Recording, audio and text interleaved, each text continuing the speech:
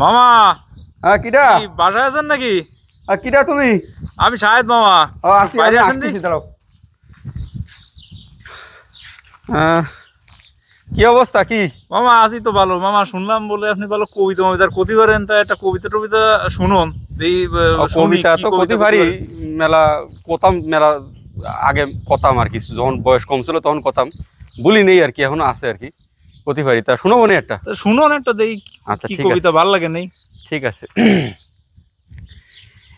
এইখানে তোর দাদির কবর ডালিম গাছের তলে, 30 বছর ভিজায় রেখেছি দুই নয়নের জলে।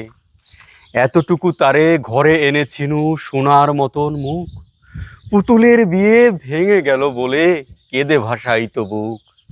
এখানে ওখানে ঘুরিয়া ফিরিয়া ভেবে হইতাম সারা, সারা বাড়ি ভরি এত সোনা মোর ছড়াইয়া দিল কারা।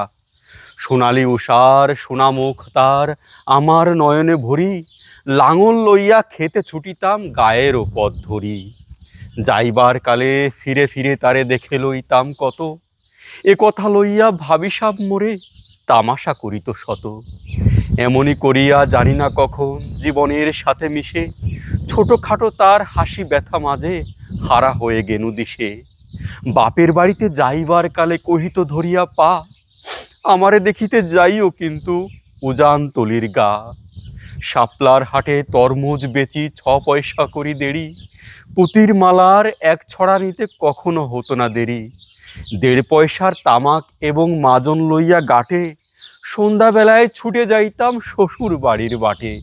হেসো না হেসো না, শোনো দাদু সেই তামাক মাজন পেয়ে, দাদি যে তোমার কত খুশি হতো দেখিতির যদি চেয়ে।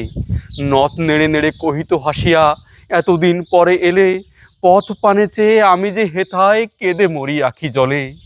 আমারে ছাড়িয়া এত ব্যথা যার কেমন করিয়া হায়, কবর দেশেতে ঘুমায় রয়েছে নিঝুম নিরালায়।